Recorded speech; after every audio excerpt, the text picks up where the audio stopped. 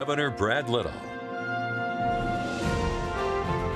Thank you for joining us for this special news coverage. I'm Justin Corp. Governor Brad Little already made his way into the House chambers of the State House, beginning his State of the State address right now. Let's take a live look. My family, friends, and my fellow Idahoans. The Constitution of the great state of Idaho requires me to report to you, our legislature, on the condition of our state.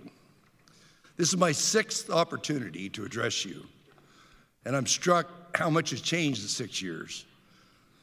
And I'm not talking about how much grayer my hair is. Heck, 6 years ago, maybe even Speaker Moyle had hair. I know. But for all the change, I can confidently stand before you for the 6th straight year and say, the state of our state is strong, stronger than ever before.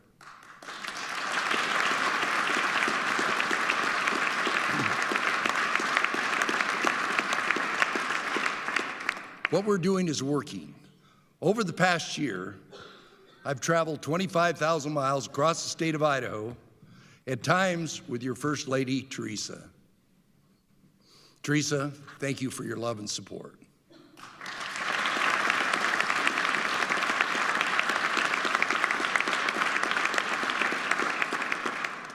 One of the best and most important part of my job is visiting with parents, veterans, seniors, teachers, law enforcement officers, business leaders, faith leaders, farmers, and of course, our young people. Idaho's diverse, but one quality about Idaho's people is consistent. They continue to fight to keep our great state a special place for this generation and the next. That's always been my goal also. Never settle, keep improving. Even though we're leading the country in so many ways, we can always do better. Because we want Idaho to be the place where we all can have the opportunity to thrive, where our children and grandchildren choose to stay, and for the ones who have left to choose to return.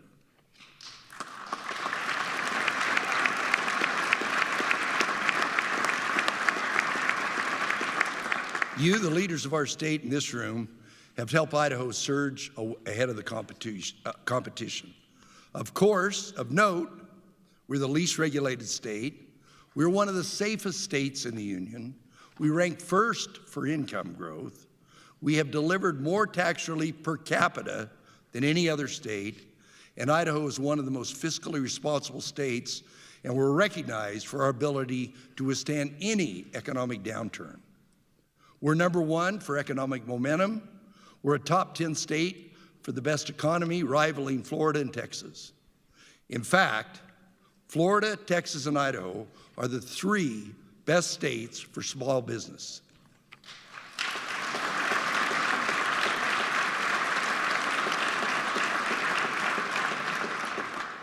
And on issues where it's important to take a stand, Idaho has led the charge.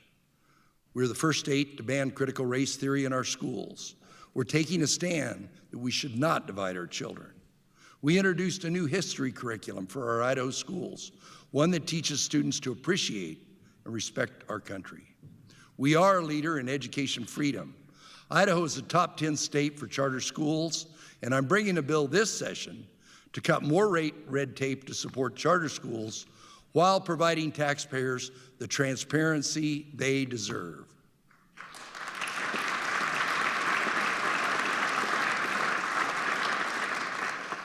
To get more bang for our buck as the #1 state for return on investment in education, we offer parents resources to support their children's education outside of the classroom. And Idaho came in first for the best new open enrollment law because we expanded opportunities for parents to choose the public school that is best for their child, regardless of their zip code. I will continue to support a fair, responsible, transparent, and accountable approach to expanding school choice in Idaho, one that doesn't draw resources away from our public schools.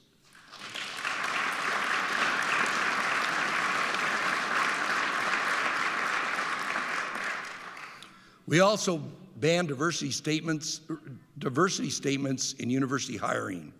Our academic freedom policies protect free speech on campus while barring hateful, dangerous threats against the Jewish people. And we're pushing back on China. I banned TikTok and state government to protect our information from the Chinese government's sinister motives. And Idaho land cannot be sold to foreign governments that want to do us harm. We successfully ended an illegal encampment on public property right across the street from the People's House, a scene where drug use, sexual assault, violence, and destruction of property took place. We're showing left coast states how to stand up to activists who take advantage of the homeless and vulnerable. I was also the first state to sign a bill defending integrity in women's sports, and we will keep up the fight.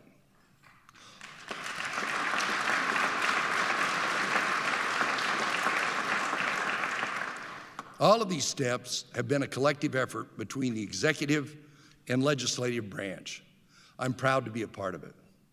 Folks, what we are doing in Idaho is working. You've heard me say it before, and I'll say it again and again. We are on a tremendous path, a powerful trajectory, and we need to keep it going. We must continue to lead the nation in fiscal responsibility, tax relief, and strategic investments to keep up with record growth. Speaking of growth, a couple years ago, I joked that we'd build a wall around Idaho and make California pay for it. Well, now that half of Oregon wants to be part of Idaho, I'm not sure where we'd build the wall. There's a reason that a U-Haul from California to Idaho costs 4 times as much as a return trip. Idaho's record population growth and in-migration comes with both opportunities and challenges. But in all seriousness, I get why people are flocking here from other places. In fact, I can think of 3.7 billion reasons why people are coming here. We're on pace to deliver $3.7 billion in tax relief, and we're not done yet.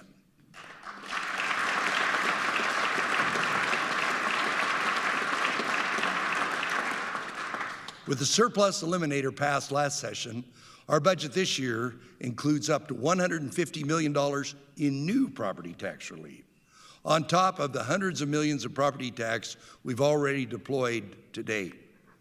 People are coming here because what we are doing is working. Let me show you some of what we've gotten done together.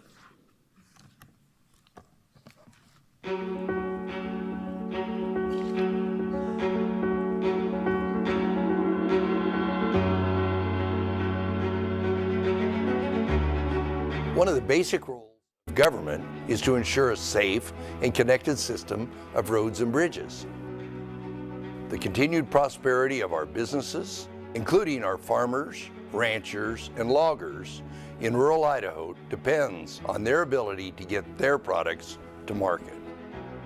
Unwilling to put the time and safety of Idahoans and the maintenance of our state's roads and bridges at the whims of the feds, in Idaho, we've taken control of transportation. Instead of looking to Washington, D.C. to solve our problems, we are funding known gaps with no new taxes and providing long-term funding for long-term needs. This means we are tackling projects that have been on the wait list for years.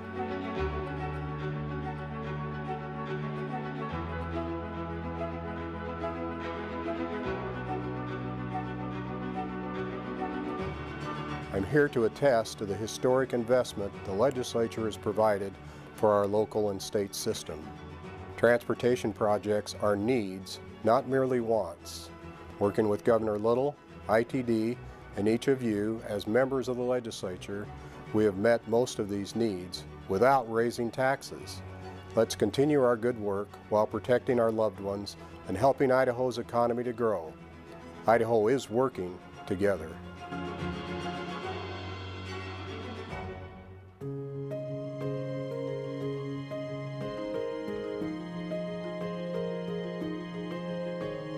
Water is the foundation of public health. Economic prosperity, outdoor recreation, a strong agricultural sector, and Idahoans' overall quality of life. Idaho must maintain our water sovereignty and not turn out like other western states in the Colorado River Basin, such as California, where the federal government has stepped in to supersede the state's control of its water. Since I took office, I have recommended, and the legislature has approved, more than $1 billion in additional funding for water-related infrastructure projects. We've dedicated roughly half of that to improve drinking water and wastewater treatment systems at the local level, so Idahoans have safe water to drink and use. We put the other half of the $1 billion to modernize water infrastructure statewide, much of which is a century old and in dire need of replacement or repair. We made a lot of progress, but we still have work to do. And I appreciate all the partners who continually demonstrate that Idaho, not the feds, can best determine the fate of our water.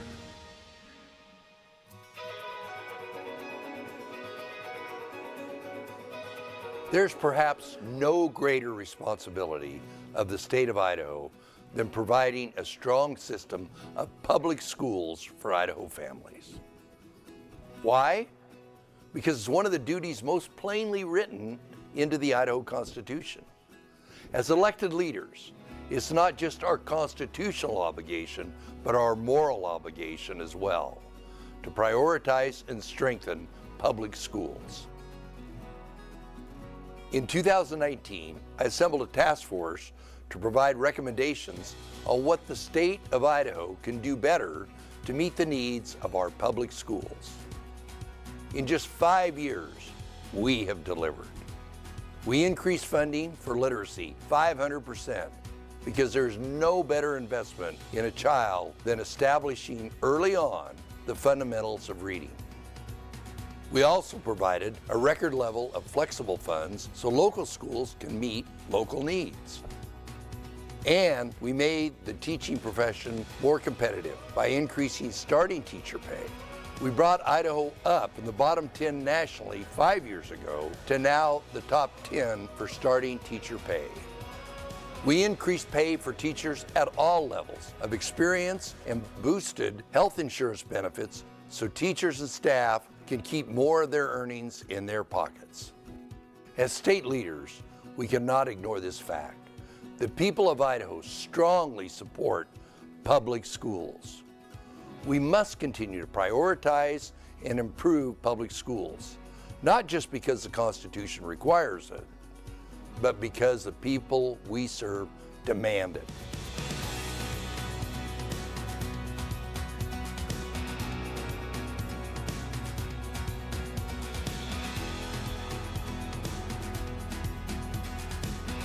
Beyond K through 12 education, we are also taking unprecedented steps to prepare our young people for a lifetime of prosperity. The state of Idaho has always offered support for the careers that require a 4-year university degree, but we've historically fallen short in providing equal support to other skilled workers. Jobs like trucking, linemen, firefighters, welders, plumbers, and a host of other professions that make the world go round. These are good paying jobs. That requires specialized training. Our new launch grants cover 80% of the cost, up to $8,000, to enroll in an education or training program after high school that aligns with an in-demand career. There are hundreds of career paths to choose from. We want Idaho kids to stay in Idaho and work in Idaho. We don't want our employers to import workers from other places when we can train our own kids right here at home.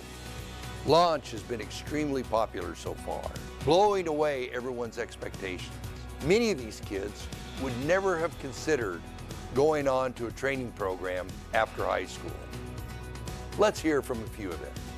Hi, I'm Grant Shepard from Kena High School, and I plan to use my Idaho Launch grant to study welding at College of Western Idaho.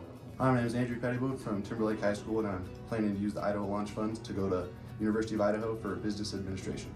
My name is Delaney Nunez. I'm from Rigby High School, and I plan to use the Launch grant to go into pharmacy. My name is Derek. I go to Genesee High School, and I plan to use my Idaho Launch scholarship to pursue a computer science degree at either U of I or Boise State College. I am Dallas Clark from Rexburg, and I plan to use my Idaho Launch grant to get my medical assisting certification. Hi, my name is Alicia Cameron. I'm from Timberlake High School, and I plan to attend the dental assistant school, and that's what I'll use the Idaho Launch funds for. My name is Tyler Jenkins. I'm from Kyoto High School, and I plan on using my launch funding for health science pre-dental hygienist at Boise State. Hi, my name is Jericho Byington. I'm from Rigby, Idaho. I'm planning to use my launch grant for my journeyman license in electrical work. I am so darn proud of all these kids for taking the initiative to apply for Launch. It is a real game changer for so many young Idahoans. So how is it that Idaho is able to provide record tax relief while making so many meaningful investments in our future? Simple. It's how we manage our budget. We often talk about kitchen table economics. But what does that mean? We live within our means, just like any Idaho family must. We maintain a structurally balanced budget. There aren't costs in our budget that we cannot sustain. And we pass budgets on time, not the 11th hour like Congress, creating certainty, not instability. We have ample money in reserves so we can weather any economic uncertainty. We make investments where they count, and we give back whatever we can to the taxpayers to keep families and businesses thriving. It's that easy. So easy, in fact, that it makes you wonder why Washington, D.C. can't figure it out. Our hard-working Idaho congressional delegation persistently stands up for reining in federal spending and using Idaho as the example for the feds to follow. When I came to Washington, I quickly learned that Congress had a bad habit of legislating by crisis, where critical work gets delayed, leading to 11th hour bills packed with unrelated policies. It's not the way to do business, and I'll continue to fight to change that practice. That's just one of many ways that Washington, D.C. needs to be more like Idaho. And here's another. The United States carries nearly $34 trillion in debt and has no meaningful monetary reserves. But thanks to you all, Idaho balances its budget annually with responsible levels of reserves in the event of an economic downturn. Unbridled federal spending is crippling American families with high inflation and unsustainable energy prices. But in Idaho, leaders are looking for and delivering tax relief while sustainably meeting the needs of a growing state. For these and other reasons, many of my congressional colleagues envy what I have in Idaho. I am so proud to represent this state and appreciate our common sense approach to budgeting and governance. Washington, D.C. can learn from what's right in Idaho. Idaho's winning. Russ is right. Idaho is setting the example not just for Washington, D.C., but every other state. And one area where we shine is tax relief. Idaho is in the top 10 for lowest taxes in the nation. We have the third lowest property taxes in the country, and we just deployed another $300 million in relief to Idaho property taxpayers last year. No other state in the country has given more tax relief per capita than Idaho. The historic tax relief we have championed in each of the past few years is helping thousands of Idaho families and small businesses across our state. But crushing inflation and skyrocketing interest rates under the Biden administration are holding Idahoans back. And the Idaho Legislature, year after year, has stepped up to provide meaningful tax relief. This is not our money, it's yours. And we need to understand that and remember it. And it's because of this and other reasons, such as our historic investments in education and roads, many people continue to move to Idaho to live the kind of lives that they used to be able to live in other parts of the country. What we're doing in Idaho is working, and we want your help to keep it that way. We're on pace to deploy a total of $3.7 billion in tax relief.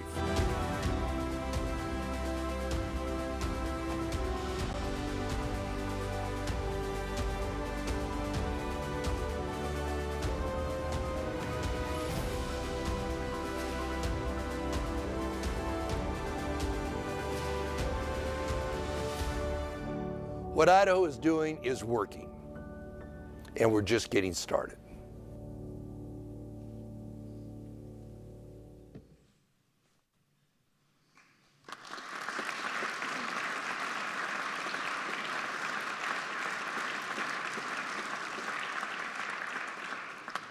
Without popcorn.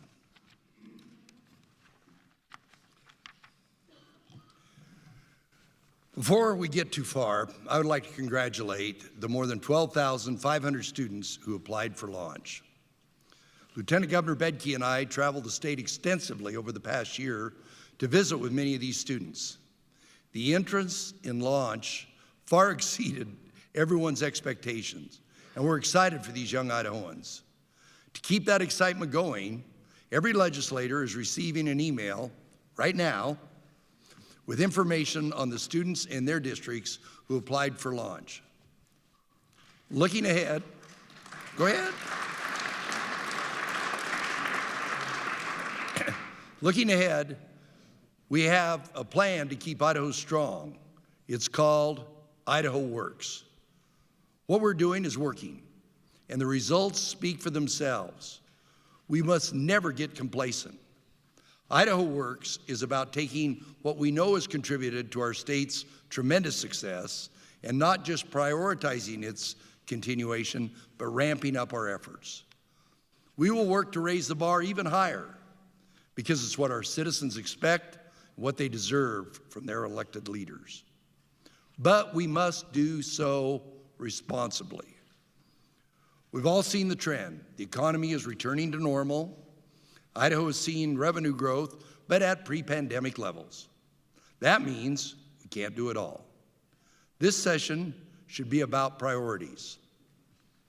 We must invest in those matters that are most pressing for Idahoans, and keep up with the transportation needs of a growing state are among the most pressing for our people.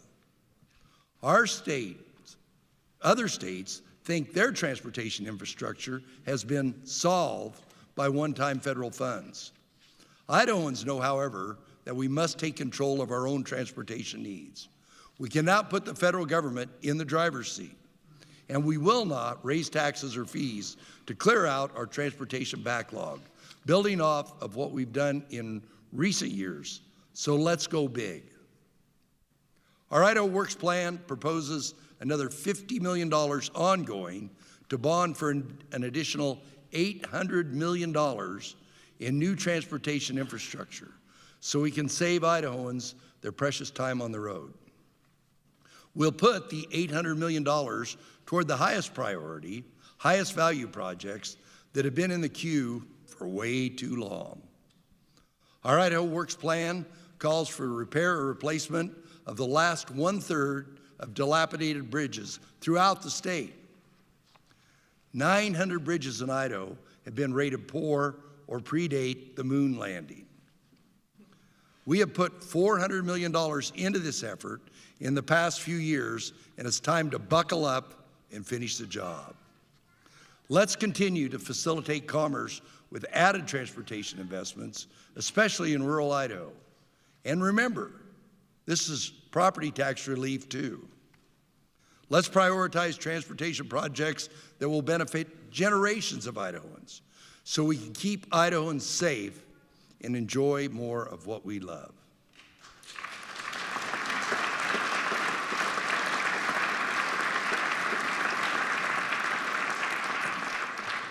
Speaking of infrastructure, we put $1 billion to improve water quality and quantity in recent years.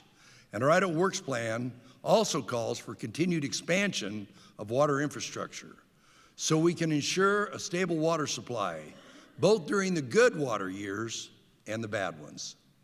This is especially important now. We have been blessed with good water years, but we may be headed into a prolonged drought again, and prudence dictates we prepare. We had quite a scare this year when we discovered invasive quagga mussels in the Snake River. Quagga mussels clog pipes that deliver water for drinking, energy, agriculture, and recreation, debilitating our state's economy and costing the taxpayers hundreds of millions of dollars annually. The team at the State Department of Agriculture put 15 years of preparation into action. They deployed a treatment plan quickly and effectively to protect our water. Idaho got done in 6 weeks what took other states 6 months to get done. Thanks, Chanel.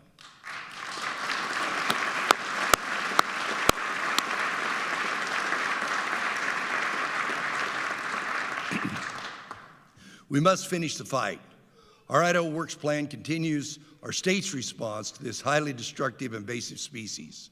Our plan also expands access to outdoor recreation because we know Idahoans' quality of life depends greatly on their ability to explore and unwind in our vast open spaces. We all agree the safety and protection of our children is paramount. Protecting our youth and communities from harm is all our responsibility, especially when it comes to the scourge of fentanyl. In the past year, Idaho began a successful public education campaign that reached people in Idaho 60 million times in a few short months. And now, teens and young adults are more aware of fentanyl. They're more concerned about their peers using it than ever before. And importantly, they're talking about it with their friends.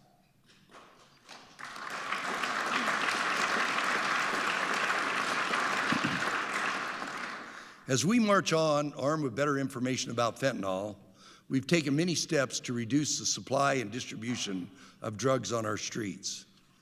Much of our fentanyl battle grew out of Operation Esto Perpetua, our crime-fighting crew that has helped us stay laser-focused on strategies to combat this deadly drug. And now, it is time to expand its focus. In the coming weeks, I will establish an executive order to formally establish Operation Esto Perpetua, and I'm adding another directive for the group to assess the threat of human trafficking and our open border. We will work even harder to address the open border and its impacts, because the failure of the Biden-Harris administration to admit it's even a problem. Human trafficking is modern-day slavery, and cartel and other bad actors are taking advantage of our open border to manipulate and abuse the most vulnerable, including children. To help curb human trafficking, my Idaho Work plan calls for sending 2 more teams of state troopers to train and act as force multiplier at our lawless southern border, as we did with fentanyl twice before. Only now the troopers will learn the best tactics to respond to those who smuggle and abuse vulnerable people. They will come back to Idaho with better knowledge to stop these perpetrators in our state. And, as they did before, our troopers will debrief and train their law enforcement colleagues all around the state when they return.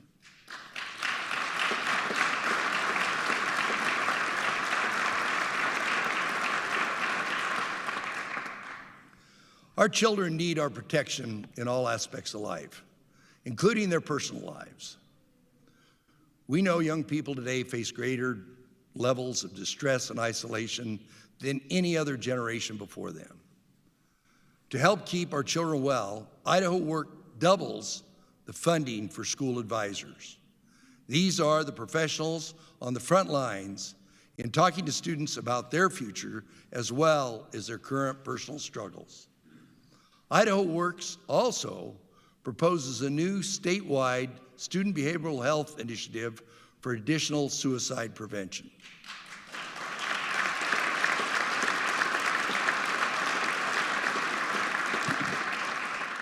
We know prevention measures work. Here's an example from juvenile corrections.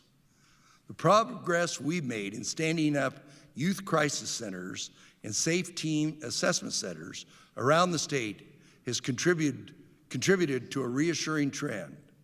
Over the past 5 years, even with a growing population, the number of juveniles in state custody has dropped by half. This goes to show when we invest in prevention and intervention efforts to support every kid's success, we improve lives.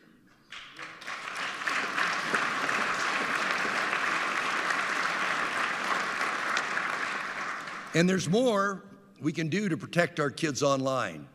The dominance of social media in the past decade is an obvious reason for the decline in youth mental health. Social media is addicting. It creates a forum for cyberbullying. It replaces quality time with kids' friends and loved ones, and it makes them compare themselves to impossible artificial standards for looks and lifestyles.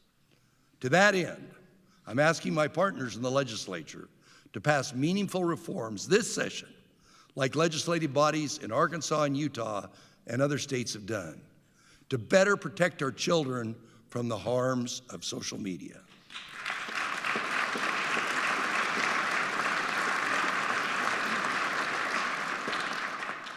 And of course, one subject that's taken up the largest share of our attention, public education. Together, we've improved teacher take-home pay and boosted literacy. The improvements are making a difference, but we are far from meeting our obligation to maintain a general, uniform, and thorough system of public, free, common schools as required by the Idaho Constitution. One area in particular needs work, and that's school facilities. We've all seen the pictures and the videos of some Idaho schools that are neglected, crumbling, leaking, falling apart. In one school I visited, raw sewage is seeping into a space under the cafeteria. Folks, we can do better.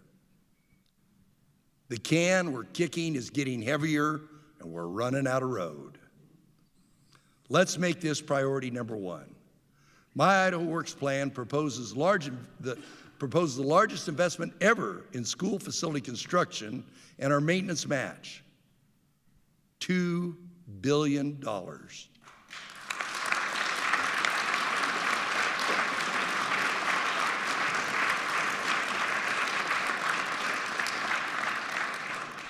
Not only will we make learning environments more productive for students, we'll get a twofer. This $2 billion investment in school facilities is $2 billion in long-term property tax relief. Let me say that again. Let's pass $2 billion in long-term property tax relief.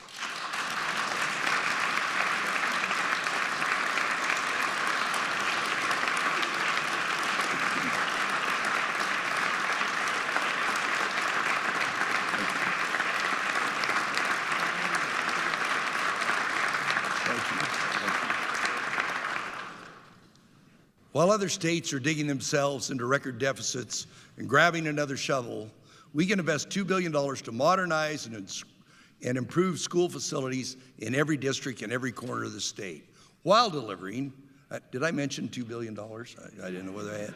While delivering another $2 billion in property tax relief to Idaho citizens. But we must do it right. We must provide for both new facility construction and maintenance needs of existing facilities. We should not punish those that have stepped up and invested in their facilities locally, nor should we disproportionately reward those communities who have chosen not to upkeep their school buildings. We can't wait years or decades. The cost of construction is skyrocketing, and deferred maintenance backlog grows daily. Let's also ensure that we include all public schools. My proposal includes record funding for our charter school facilities also. Let's dedicate the $2 billion in school facilities now to modernize school infrastructure and address unmet critical maintenance.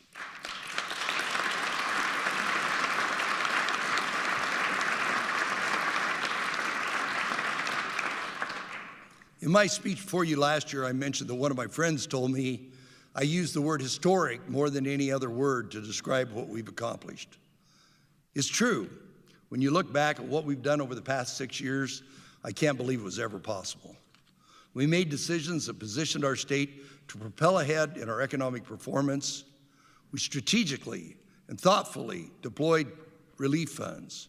We balanced the needs of our growing state with returning more money back to the people of Idaho than ever before. And we did it all while passing a balanced budget every year.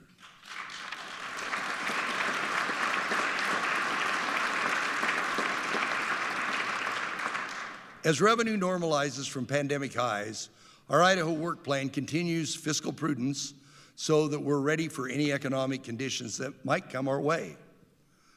Idaho Works outlines the most fiscally conservative budget since the Great Recession. It bolsters rainy day funds to the max. It leaves a surplus in both budgeted years for added cushion in case the economy slows. More importantly, we are proposing to spend this year than last, about $200 million to be exact. Let me repeat that. My Idaho Works budget proposed spending $200 million less this year than last year.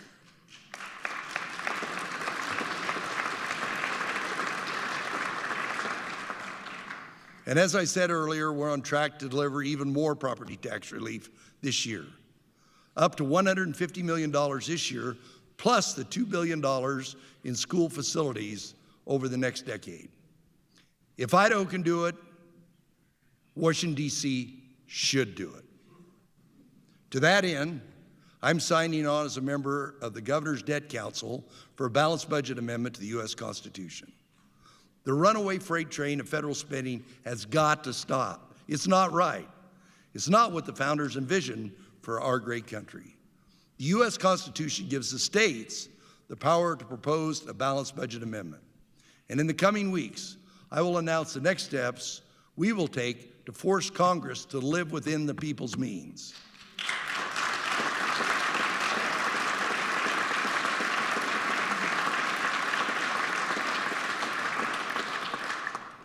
Folks, what Idaho is doing is working. There's no need to change course, but we must raise the bar and never rest on our laurels. History may not remember our names and faces, but we have an opportunity while we're here to create a lasting legacy of good government. I'd like to end by quoting one of my good friends and mentors.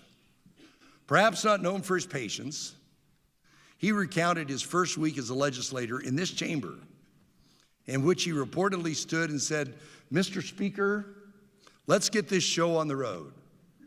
That, of course, was Governor Phil Batt. We lost Phil last year. He was the epitome of a public service. His legacy is distinguished by his unrelenting human rights leadership, determined fiscal conservatism, and enduring love for Idaho. So let me close with an ode to Governor Batt and say emphatically, let's get this show on the road. Let's get to work for the people of Idaho.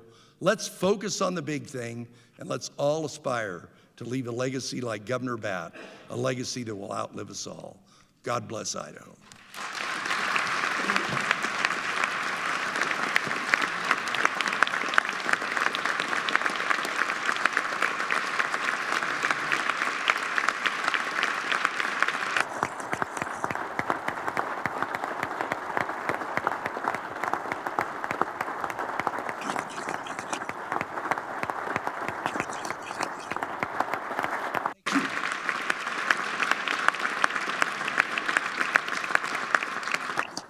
Governor, we thank you for your kind words.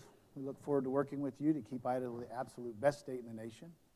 And will the committee come forward to escort the governor out of here? Again, thank you very much. Appreciate it.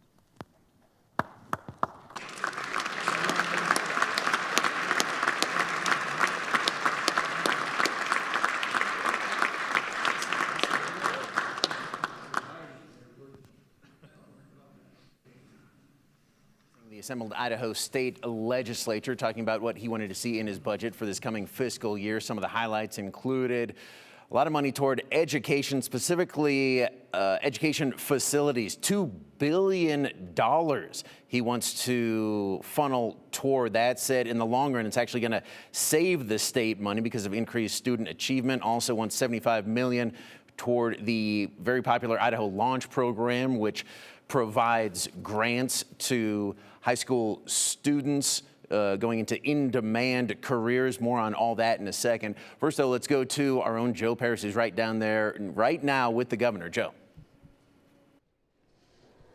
Hey, thanks so much, Justin. Yeah, standing here live with Idaho Governor Brad Little. Idaho's new plan seems to be Idaho Works. Tell me about the title of Idaho Works and kind of what you're building off with Idaho Launch. Well, we're building off of obviously what we've done before, and part of it is launch and extension of launch. A big part of it is school facilities.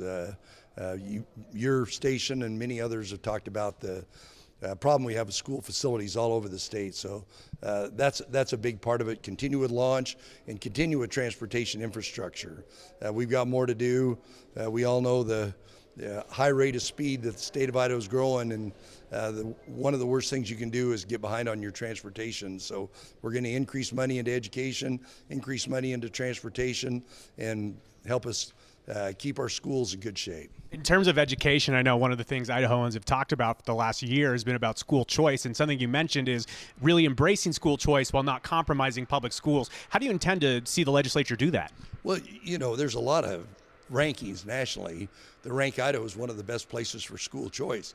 A little different what other states, but schools have always been different in Idaho than they have been in other states. So I'm confident that the good people of the state of Idaho and the legislature will recognize what we've done in the past, and the fact that whether it's magnet schools, charter schools, home schools, we've got all these different options in Idaho right now. Some really impressive numbers in here, and one of them is that $200 million less budgeting this year than last year. When you talk about the economic outlook and really looking into 2024 and 2025, why did you think it was so important to make those cuts, or I guess preserve just in case? We actually haven't made any cuts. We've done record tax relief, and as we lowered the rates, the revenue isn't the same, because if you tax the same dollar at a lower rate, there's less money there. So that's part of it, plus what we're doing for property tax.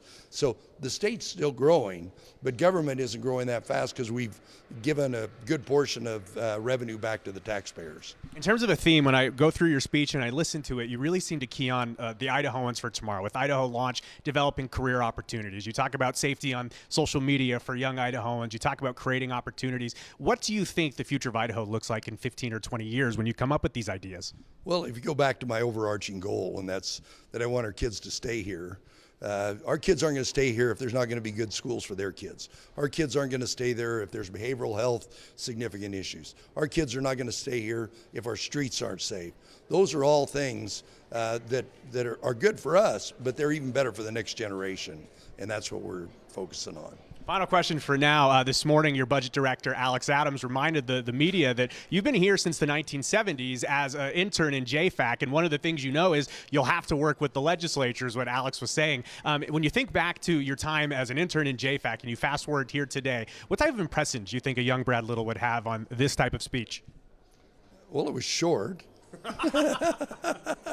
No, I mean, the people that, some of the people that were leaders in JFAC when I was there, obviously I talked about Governor Batt, Governor Otter, the people that have made Idaho, lots of legislators, my father including one of them. I think what I proposed is what they would approve of. All right, well, Governor Brad Little, I guess it's time for lawmakers to get to work. We'll talk soon. All right, thanks, Gov. Well, we are standing outside live of the House chambers as Governor Little just finished up his State of the State address. Coming up here in a few minutes, we're going to have some of the lawmakers coming out into the rotunda here. Justin, we'll get some live reaction, but we will send it back to the studio for just a few minutes as we kind of get our bearings here and start to chat with some of the major players here at the State House.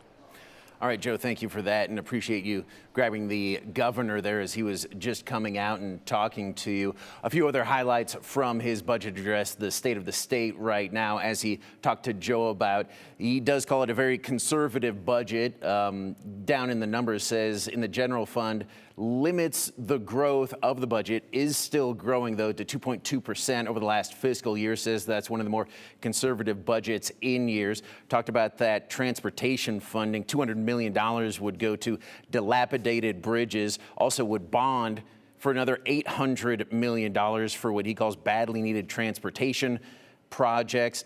Water infrastructure, that would get about $30 million. Also $6.5 million would go to the state's response to those quagga mussels that we continued to talk about, really clogging up the Snake River.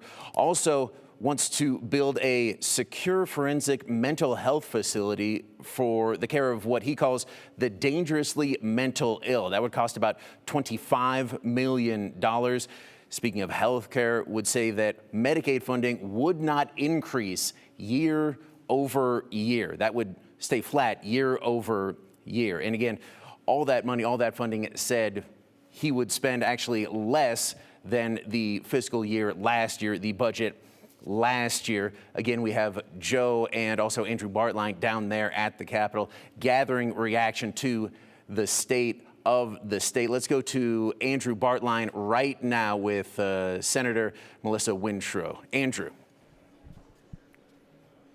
Yeah, that's right, Justin. I'm with the Senate Democratic leader, Melissa Wintrow. We talked last week about what you're expecting coming into this session, and a big thing you were interested in is education buildings, facilities. We heard the governor touch on that. Was that satisfactory enough?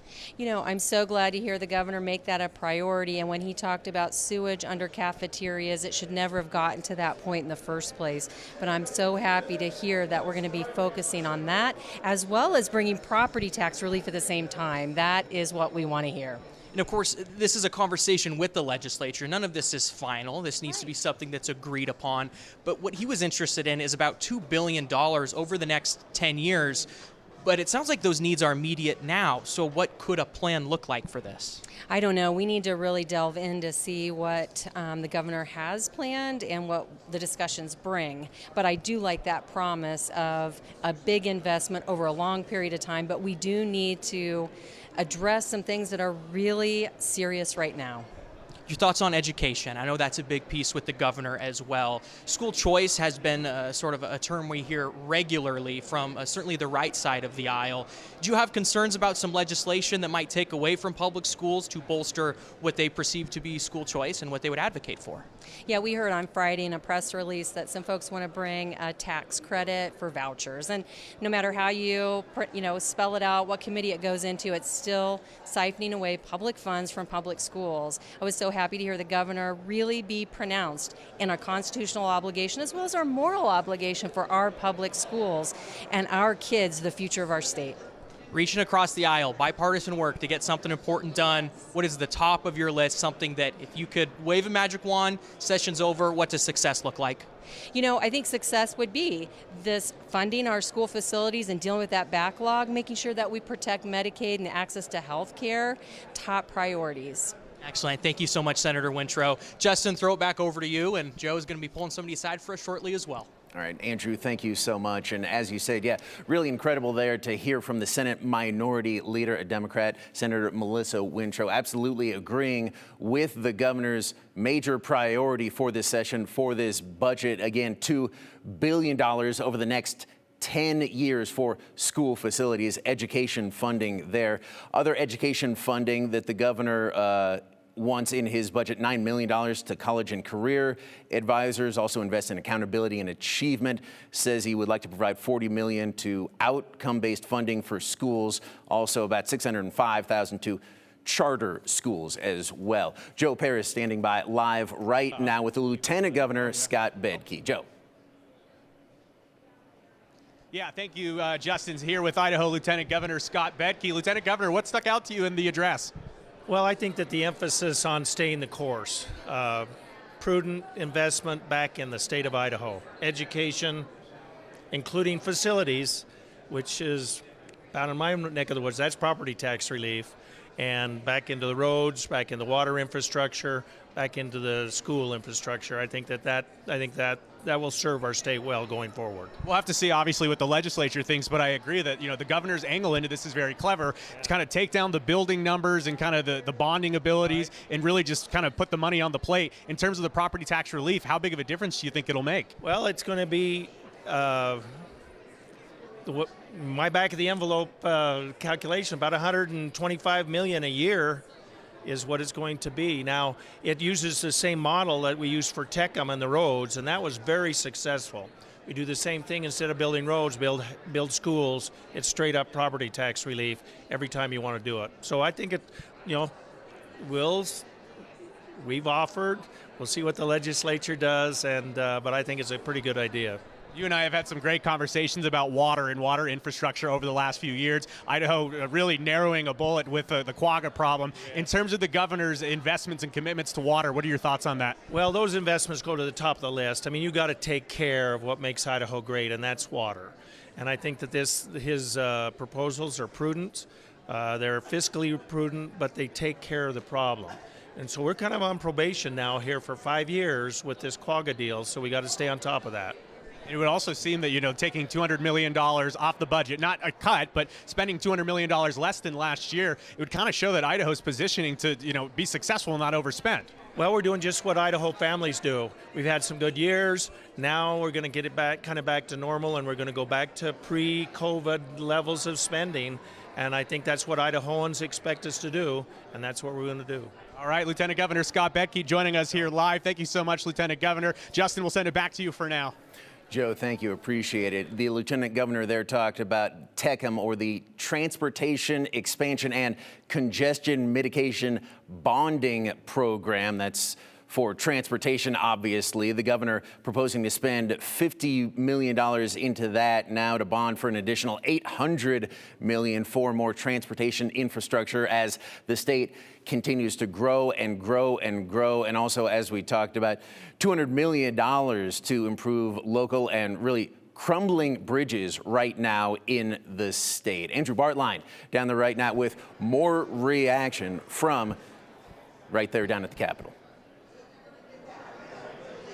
That's right, Justin. I'm with Senate Pro Tem Chuck Winder right now. Instant reaction from the governor, what he touched on today.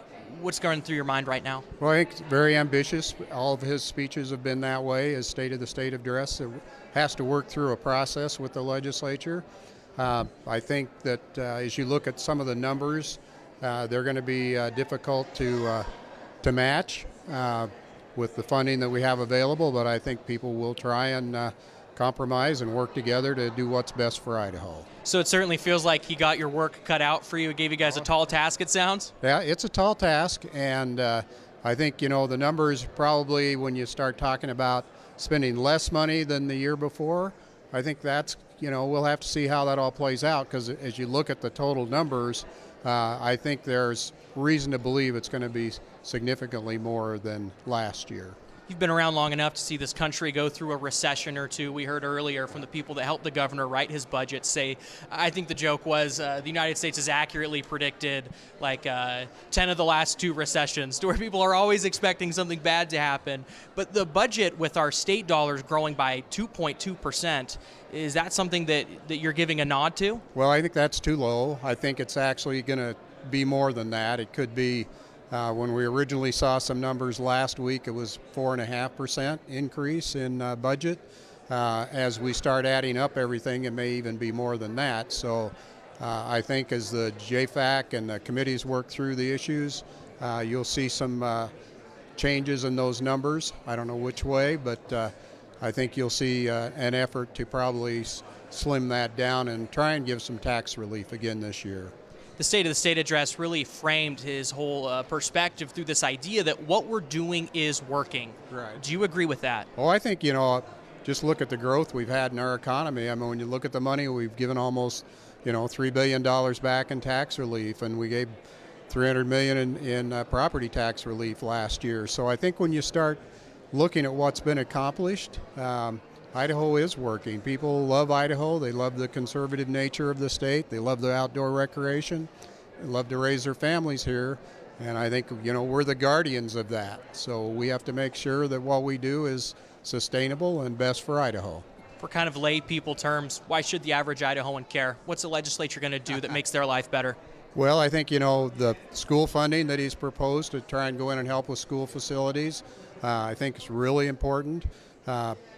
Otherwise, it's supplementals. It's putting bonds at the local level and then making the local taxpayers, responsible for it. And I just think that we need to transition from bonding at the local level to using some of the state funds we've had in our growth to help fund meet those needs across the state. Excellent. Thank you so much, Senator Winder. Really appreciate it. We'll get in touch with you throughout the session. I'm here. We'll hear from you plenty of times throughout. But Justin, we'll throw it back to you. Joe's getting to work, finding some more reaction. We'll be back here in a moment, Justin. Andrew, thank you. A little bit more about what the President Pro Tem there, Chuck Winder and Andrew, were talking about. Again, the proposed budget from the governor would limit growth in general fund spending to just 2.2% over the last fiscal year levels. The governor says that's one of the most fiscally conservative budgets in years. Chuck there talked about, Senator Winder said he expected that to maybe be more, might not be enough. Right now, Joe standing by with someone else who probably has a lot to say about education funding. Joe. Yeah, standing by with the State Superintendent of Public Instruction, Debbie Critchfield. Debbie, for the second year in a row, the major, I guess, takeaway is that education's the priority for you overseeing Idaho's public schools. What were your thoughts of the address? I loved it, particularly the initiative about facilities. Not only am I supportive of that, but we're excited. This is this lingering issue that we've heard for years, and to have the governor come out, call it out in the way that he has, I'm thrilled about it. Because, you know, you've been able to travel the state of Idaho and kind of see some of these areas that need help. For folks that haven't had the luxury of going around Idaho, I mean, how badly do some of these areas really need help? We're talking about kids that are in elementary schools that are at and over 100 years old. And so you don't just go and make a part when your boiler goes down. You have to have that machined. And so we're talking about, this isn't about building swimming pools and, you know, putting artificial turf on football fields. This is literally about heating and providing electricity in ways that doesn't short circuit with all of our digital needs. And so to see, again, it called out in the way, this will be a priority for me as we work through the legislative session. And it seemed the way that, you know, the governor phrased it and framed the whole thing is, you know, with the investment into the infrastructure, local districts won't have to bond and levy as much, kind of freeing up some money. What's this idea to you, I guess, in the sense that this will help with property tax and education? That it does all of those things. And the governor used the word twofer, and it is like that. They accomplish different things, but ultimately it is about easing that local tax burden while providing a safe environment for learning in our communities. And we also know, like last year, school choice will be some type of a conversation. What did you make of the governor's comment where he says we need to expand school choice and respect that, but also not take away from public schools? Well, that's been one of my talking points. I am a strong proponent and defender of protecting school choice, the parents' ability to choose. The question is, how and where do taxpayer dollar go into private education? And I think we got to start with that transparency piece, with that accountability piece, and we do have a constitutional obligation to fund public schools. We want to start there and then see what makes sense adding on after that. Well, we got a lot to follow in the education. We sure do. It's always exciting, and we live for the education pieces. Superintendent of Public Instruction, Debbie Critchfield, thank you so much for joining us. Justin, we'll send it back to you for now. All righty, Joe, appreciate it. Thank you. Yeah, really interesting to get reaction there from the state superintendent. That really the highlight of the budget address, the state of the state today there from Governor Little, who has sometimes called himself the education governor, wants to be known as that. This proposed budget certainly reflects that. Again, some of the highlights, wants to spend $2 billion over 10 years, so $200 million a year. That would specifically go to school maintenance and construction of the actual facilities. That's something that we already heard Minority Leader Melissa Wintrow talk about. That's a priority for her. She was very glad to hear about that. And all of these proposals in this budget from the governor, again, this is what all these legislators are going to be talking about these next 3 months, maybe more, maybe not, for the legislative session. They're going to be hashing this out. Normally, the governor comes up with this budget proposal. Legislators have their own ideas, and then they come together somewhere in the middle. Some other things that the governor talked about, the Idaho Works plan, what he's calling this whole budget, this whole plan, $75 million to the Idaho Launch program. Again, $200 million right away to maintain dilapidated bridges, bond for another $800 million for transportation projects in the state. Also, water projects. That's something near and dear to the lieutenant governor's heart, who you just heard from. $6.5 million to battle quagga mussels. Also, $30 million for water infrastructure in this state. That would go to irrigation, certainly helping the agriculture industry here in the state and other things. Also, $25 million for the building of a secure forensic mental health facility. No increased Medicaid spending. And again, calling the whole budget very fiscally conservative. Thank you for watching this special presentation from KTVB. Much more reaction coming up on the news at 4, 208, and the news at 6.